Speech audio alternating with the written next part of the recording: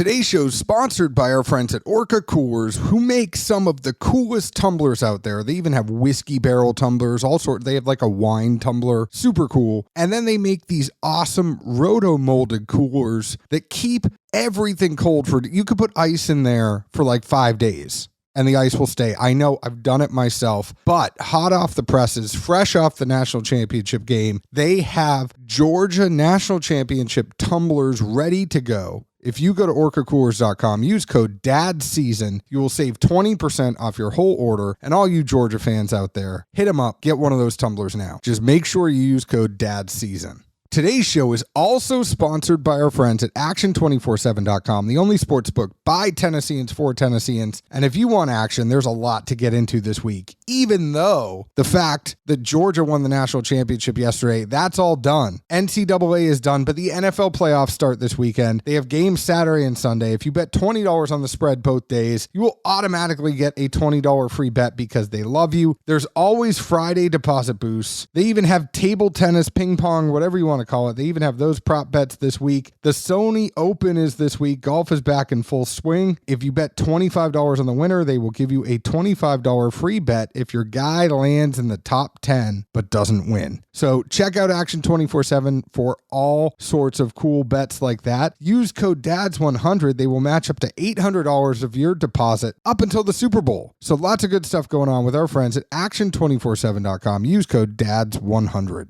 So depending on when I release this episode, Zeke, you could potentially be skiing or you could potentially be back. But we are recording this show in advance just to make sure we have our crap together for when you do come back. Hopefully in one piece. Are you looking forward to this ski trip? Stoked. Love it, love it, love it. Took a hiatus until last year, since, when the boy was born a few years back. And that was great. And granted, it wasn't as much of the mountain open as we'd hoped for with all the Rona stuff back then. But best I can tell, everything's pretty wide and clear now. And I'm ready, man. Good 3 days of just going at it hard. Watch the Dawgs on Monday night. My boy out in Denver. Hopefully all that goes well. I mean, fifth time's got to be the damn charm, right?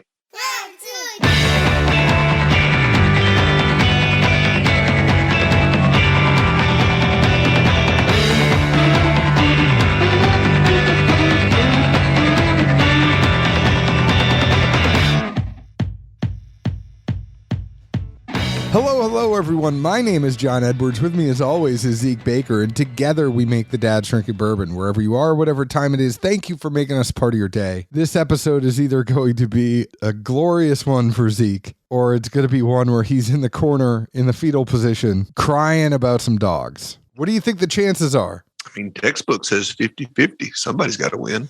Wayne Gretzky said you miss 100% of the shots you don't take. So I guess Georgia has to take their shot, right? Hopefully they deliver some shots instead of taking them, so to speak. No, I mean, obviously I'm optimistic. I feel good. I feel like in the history of sports, it's always harder to beat someone the second time, in the same season, same team. The fact that there's a few more weeks involved, but twice in 3 games, if they can do that, by God, obviously they will be the champs, but there's not a thing I could say about it. You know what I mean? Like, you roll somebody twice in 3 games, you're clearly better. There are no other factors, no other ifs, ands, or buts, or whatever you want to throw out there. I know you don't watch the pros, but the analogy here. I watch it. Kind of. But the analogy here, so the year the Patriots lost in the Super Bowl to the Giants, the first year the Patriots lost in the Super Bowl to the Giants, that year that they almost went undefeated. So they played the Giants 3 times. Weirdly enough, they won the first 2 and the Giants won the last one. Just a little fun fact for you. I imagine it's happened more times than just that. But yeah, I mean, it's tough because, you've already showed your hand to a degree.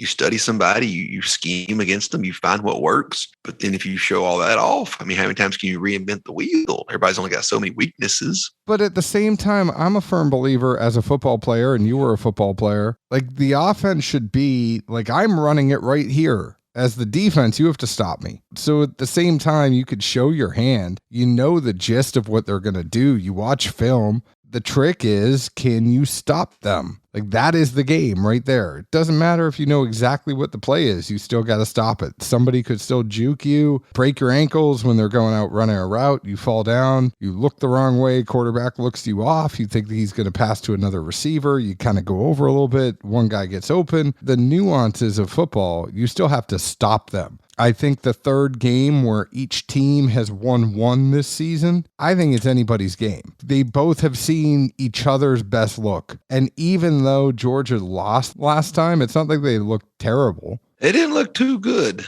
But I mean, I think, you and I probably talked about it offline. I mean, I kind of said going in, like, I don't want Georgia to lose with the way things look. And if we're going to play Bama again in 2 more games, I'd rather us go ahead and take the L on the front end. Come in there a little more fired up, a little more ready, a little more I'm going to get after that ass mentality. Agreed. That's the side of the ball I'd want to be on. Similar though, I'll throw out there for a little banter on college. I mean, after those 2 semifinal games, I think we all thought going into the playoff, and we have for years now, like, oh, it's tough to pick, which top 4. We need to go to 8. Need to make it this or that to, keep all the teams in there in competitiveness and whatever. Well, 2 of the 4 just laid eggs. I feel like the whole argument to go to 8 just got thrown back out the window. Like, shit, why even have 4? Those 2 games weren't even interested. For everybody that said how Cincinnati needed to be in there. I mean, now Ohio State didn't necessarily prove that they were doing too well and they didn't make a case for themselves playing the way they did against Utah, where, coming back at the end to pull it out of their ass. I don't know how the hell they did that, but Utah deserved to win that game. That's all I'll say.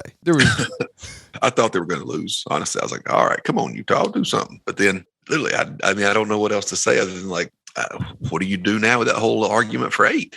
Well, I think there are some years that, think about the years where Alabama really, really, really dominated. You could have 16 teams or 32 teams or whatever it is, 32 teams, 16, 32, and Alabama was still going to win. You know what I'm saying? Like, I think this year it was Georgia and Alabama from the start. They were the 2 class teams in the NCAA, and nobody else was close to them. Like, these teams could think like, okay, yeah, we're good. No, you weren't Georgia, Alabama good this year. True. I don't know what other team you're going to put in. Notre Dame? What are you going to put in? What team are you going to put up against Georgia, Alabama that was going to make it an interesting game? I just wish they'd finally make them join a conference. Just do it. Come on. Just suck it up. Tell them they got to join a conference like everybody else in football. You know why they didn't have to? Because there was still a TV contract for Notre Dame football. Like, why do people join conferences at the end of the day? In this day and age, it is revenue sharing. It is TV contracts. You have the Big Ten network. You have the SEC network. You have the Big 12 network. You have the Pac-10 network. The deals that they make off these networks alone and the money that gets distributed to the schools in the conference, whatever you have, okay, we're going to play each other. We're going to have a conference champion. But like now it's all about revenue. I mean, I get it. But I mean, how old is that deal with Notre Dame? And isn't it basically for life? Something like that. I mean, it was in an infinite amount of time. I mean, literally like forever. But think about the recruiting tool that you have there. A reason that these television contracts are so important is that a player is going to go to a school where they can get exposure. All those Notre Dame kids know that they're getting on NBC no matter what. I don't know how much that matters anymore. I mean, with the portal stuff, everything else, I feel like kids are just trying to make sure they can get on the field and be seen by the right scouts. Even if nobody catches you out of high school, go to a smaller school, get your time, get on the field, get some tape-worthy stuff out there. Scouts see it. You go in the portal. Peace out. I'm moving on up. Anyways, let's talk about some whiskey because I feel like this conversation is going to be a long conversation anyway.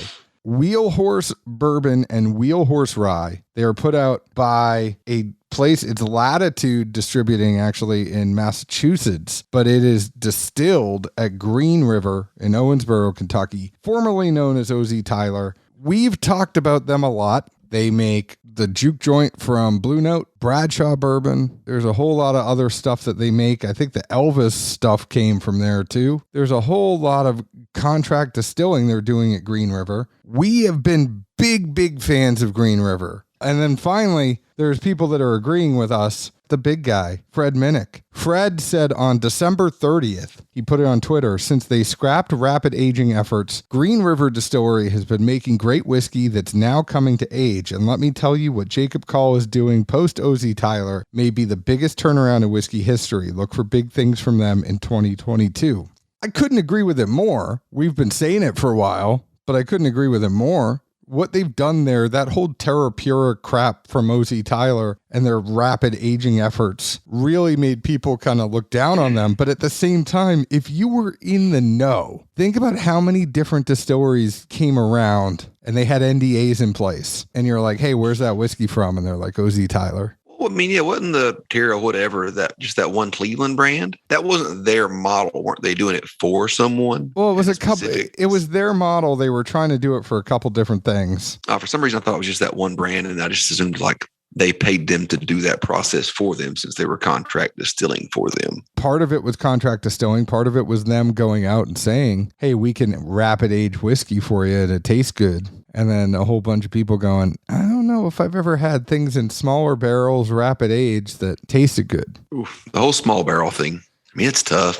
It's so fickle. Sample it one day, a week later, completely different. Might be better, might be burnt. I mean, that's tough. I feel for anyone that's, navigating that space and still doing those things. Because to me, that's like the epitome of micromanaging in the bourbon world. The margin of error is so small when it comes to that too. That's what I think is a huge thing there. Like you could go from having a really good whiskey to having not a really good whiskey in a matter of days rather than matter of months. For sure. I did just watch the Lego movie again with Sophia recently. And when you say micromanager, have you seen the Lego movie? The one with Luke Arnett playing Batman? Not Luke Arnett. Will Arnett playing Batman, but yes. At least I didn't say Jeff. That's what almost came out twice. Hey, Jeff, not only did you start a new distillery, but you played Batman in the Lego movie. Dude's making moves everywhere. No, have you seen the Lego movie? No, no. We had this same conversation recently in a chat, which I guess people aren't privy to, but I told you I like to stick to the older movies. To me, they're funnier. They're more genuine. The songs are better. And most importantly, there's no marketing like scheme around them right now. So I'm not going to see ads for them. My kids aren't going to see stuff in the stores for them. They're going to, I want this useless toy I'm never going to play with again. I will tell you, though, the jams from Frozen are pretty damn good. Yeah, Layla sings those. I don't mind that too much. But again, there's exceptions to every rule. I know, but Everything is Awesome is the jam from the Lego movie. It even had the Lonely Island on it, but there's a whole micromanager thing from Lego movie. But if I do it without you actually knowing the context or seeing the movie, you're just going to think I'm weird, but let's move on. The longer conversation I have here though, is in the scheme of contract distilling. You know, you have Middle West up in Ohio, you have MGP in Indiana, you have Tennessee Distilling Company, there's Southern Spirits. I think Cardinal Spirits does some contract distilling in Indiana as well. Spirits of French Lick, Sagamore, Kentucky Artisan Distillery, Tennessee Distilling Company. Out of all of these group of distilleries that are out there, Green River is putting out some amazing stuff, and it's 2 to 4 years old, right? Like the stuff is it's not of maturity where they're going to go get 80, 90, $100 for this stuff. But if you want to get something that's a killer drinker, like they are putting out stuff that is killer drinking whiskey. Yeah, I think that's to me the big asterisks or whatever I'd want to put out there that kind of to where they've moved the needle and a lot of folks haven't. Because I get, folks need to get product out there. You need to make money to keep the business going and make the turns. But at the same time, putting out young whiskey to me, even if, you're just, the middleman sourcing it for a different brand, consumers know now. They're nerdier. They get into it more. They keep up with it. They don't just look at the label. And, like we've always said, with just even brands in general, if you kind of burn somebody too many times early on, no matter how good it is later, they're not going to come around. So to me, that's where I would be really tough if I was in that craft position of like, well, it'd be nice to get some stuff out there and some money coming in. Well, it'd be nice if it's a little bit better. But for, through whatever means, they've really found, at least, what you and I agree on, it would be pretty darn good juice at a young mark that's allowing them to get more of a market presence, and a foot in the door faster than a lot of other places, I think. And I think the other thing about it too is how they're actually pricing it. Those brands that have sourced from Green River, they're not overpricing their product. I mean, the product is coming out at $30 to $35. If it's a young whiskey and you're putting it out at a decent price, I'm completely okay with that. It's where I get upset is you go source this whiskey and then you put it out at $50 and it's a 2 to 4 year old whiskey. Like 50, 60, 70 bucks, that's way too much for a whiskey like that. But you can put something out at 30 to 50 and have your drinker be 30 and your cask strength be more at 50, and cool. I'm not going to complain about that. That 30 to 50 category, I think, is a growing segment of whiskey. I think it's a growing segment of bourbon. I would like to see more whiskeys end up there because it's on that teeter of what is a daily drinker versus what's a nicer pour. I like that a lot of the Green River stuff ends up there. Sorry, you were going to say something. I cut you off. I forgot. All right, fair enough. So this Wheel Horse bourbon, it comes in at $32. It is 101 proof, 50.5% ABV. It is 70% corn, 21% rye, 9% malted barley. It is aged a minimum of 2 years. Side note, I know I said $32. I mean, it's anywhere from $26. And I'm sorry, I should have clarified that, is anywhere from $26 to $32, depending on where you get it. Fair enough. When I took a few nips off this and tried to get some notes on there, I did think it came in a little bit hot at first. It makes you step back and kind of, whoa, hey, all right. Once that initial kind of stutter jab move was in there, it definitely had like this creamy nuttiness thing to it. I went round and round trying to think what exactly it was. I even put question marks on all my notes because I just wasn't that certain of it, but I felt like it was pretty good. I went anywhere from, amaretto, the kind of mid to back part of it has like this maybe pecan pie, possibly nougat, cream soda with like a strong vanilla component. And all that was kind of in the middle to the back for me. Again, the front, even when I revisited it, it still had a little bit of a punch. And I wouldn't call it astringent, just say maybe, prickly or rough around the edges. And once you knock off that first little coating, you get to the good part of the Tootsie Pop, so to speak. But I should mention too that this is batch 2 that we are drinking. So we've already reviewed batch 1 of Wheel Horse. Since I agree with a lot of what you said, to jump in here too, I think the front of this one, it comes in hot, but it comes in a little bit thinner. And the second it kind of gets to mid palate, the thickness of the pour comes through. It almost like sneaks its way in your mouth and then expands out with the flavor once it's already in there. Like that pecan pie and stuff like that. You get like, I don't get that in the front of my palate. I get that after it reaches midway through and then it like opens its arms out like, hey, I'm in your mouth now. Yeah. I mean, the first part is almost, like the roller coasters. They all want to start you off with something that's going to scare the shit out of you first, and you just laugh and enjoy it the rest of the way. This one kind of right when you first get like, I don't know. Ooh, hey, there we go. Okay, yeah, I'm good with this. Any other distinct notes you got on the mids? Like I said, I kept getting flashes of things that I felt were I was spot on, but it was so similar to other stuff. It was really hard to pinpoint. But everything I wrote down was stuff I liked and I enjoyed. I just couldn't get the right descriptors or things I felt 100% confident on. Yeah, I know it's 101 proof, but I actually get a decent Kentucky hug with this one. Like I feel it going down my chest. It's a lot for an under $30 pour. In the back of my mind, I can break this down and really give tasting notes, but it's like at the end of the day, both of these, the rye and the bourbon, they're great pours at great prices. I have to put this in perspective because I was talking to somebody the other day about Green River and they're like, well, I don't really think it's that good. I'm like, put it in context of everything. It's not going to be a bourbon or a rye that's going to completely change your life. You're not going to drink this and say, this is the best thing I've ever drank in my whole life. But we need more drinkers. Everybody wants to make as much money as they can. They're putting out these LTOs. They're putting out stuff that's harder to get. Like I need variety in stuff I can actually get and attain and afford. So I give extra points.